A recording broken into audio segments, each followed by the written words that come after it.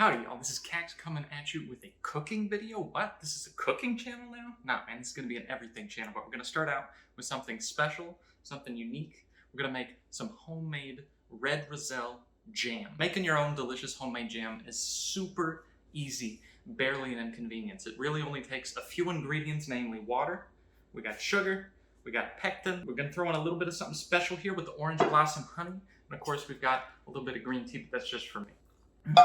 You're gonna be wondering what the heck red Roselle even is, because I know I was wondering that when I ordered the seeds and grew the plant in my backyard. Without any further ado, boom. Look at all that red Roselle. These things are proliferous to a fault. Not a single bug in sight. Look at these things. See, can we get some camera focus up here? Yeah, beautiful coloring. All right, without any further ado, let's get started. All right, now comes step number one, the longest and the most tedious part of the process, and that is to separate the calyx, that's this hard outer shell, from the rest of the seed pod. Of course, we don't want to be eating the little strawberry cap on the end, so what I'm going to go ahead and do is just cut that little bit off, slide that tip right off there. See, on the inside of this, there's actually a couple of different chambers that are filled with more red Roselle seeds. No idea where the focus is on this thing. So once we've got the tip off, we can just discard that. And then we want to go ahead and separate the calyx from that internal seed pod.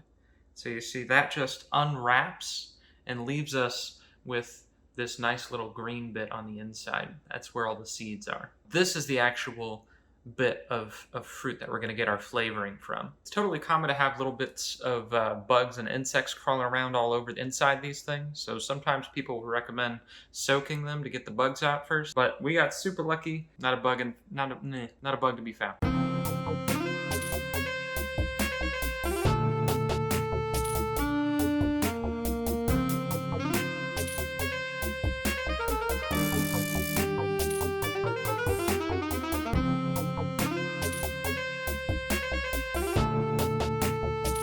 There you have it.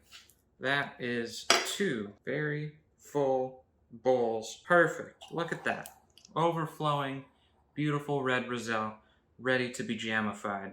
All in all, that only took about 15 minutes. Not too bad, not too bad. And now, because this red Roselle does come straight out of my garden, and I like to do organic gardening, we don't do any kind of pesticides, no chemicals, nothing, I am going to just go ahead, add these to a strainer, and rinse them off to get any kind of extra, old buggy residues that might be lingering on these calyxes. I just like saying calyxes. It's a cool word. And there you've got it. And then next up, what we want to do is we're going to weigh out our red Roselle calyxes. So we're going to go ahead and turn our food measurer device on. I definitely recommend getting one of those. Just search Google for food measurer device, and I'm sure this will be the first thing that comes up. We're going to go ahead and put in our calyxes, and what does that bring us up to? 131 grams. And so what that 131 grams tells us is that's about how much sugar we're going to want to use. Poof! Wow, it's like magic. It's crazy, I know, right? So we're just going to go ahead and measure out our 131 grams of sugar right now, and it's going to seem like a lot of sugar. That's only because it is. This is a health food, by the way. 131. Perfect! And there we have it. Go ahead and join me for a little bit of first-person action here while we go ahead and put in our red Roselle calyxes into the pot, and then we're going to want to fill this up with just enough water to fill them up over top. Obviously, the size of your pot will dictate exactly how much water that is. All right, looking pretty good. Pour in a little bit of our pectin. Give that a nice stir. And then we're going to go ahead and turn our burner on to high until we see it start to boil. And then we're going to go ahead and turn it down to leave it on a nice little simmer. Taking out the sugar that was pre-measured earlier, dump that in. And then because I like to add in a little bit of something special whenever I'm cooking something, we're gonna go ahead and put in a big spoonful of orange blossom honey. And once that's all situated, you're gonna wanna stir this pretty frequently and let it simmer for about 10 minutes or so. It smells really good. It's got a strawberry, rhubarb, cranberry family kind of a scent. And now that we've let that simmer for about 10 minutes, we're gonna go ahead and strain out the calyxes from the jam.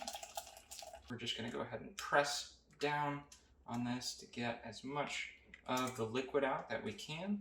All these calyxes are just nice and goopy after being boiled like that.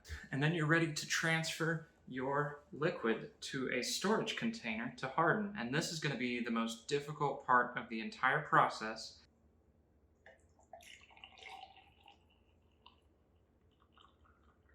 Boom, fill up an entire jar, and we still have a bunch left to go. Here we go, breaking out the minis. There's one,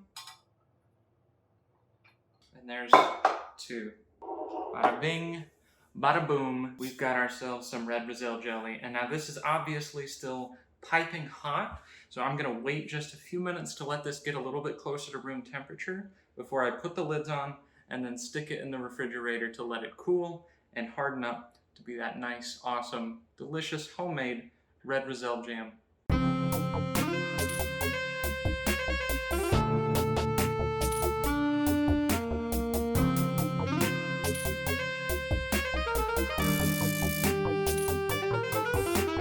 Last but certainly not least, we've got the taste test. So to give us the best possible opportunity for success, I went ahead and baked some homemade sourdough bread. Recipe for that possibly in a future video. If you're interested, let me know in the comments down below. Now for the moment we've all been waiting for. Get some of that nice, delicious red Roselle jelly on our bread. There's nothing that beats homemade jam on some homemade sourdough. Wow. It's sweet. It's got just that little bit of tartness. It's really good. If I've got anything to say about it, it is a little bit thinner than I was expecting. And a couple of tips that you can use if you want to thicken this up, obviously use less water. You can add in a little bit of lemon juice to your mix as you're boiling it. Or if you really wanted to, you could go ahead and use gelatin instead of pectin. But if you're going to use gelatin, make sure that you put it in small amounts and stir it as you do it, because otherwise you'll wind up with clumps. But alright everybody, that's going to do it for this video. This is some good stuff. And if you want to stay in the know, make sure you click that subscribe button and follow those links down in the description below. Until next time. Good stuff.